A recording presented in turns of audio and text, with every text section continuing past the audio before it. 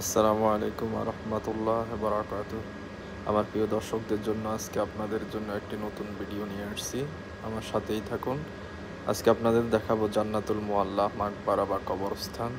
এটা মক্কার কুরাইশ বংশের কবরস্থান ছিল তৎকালীন সময়ে।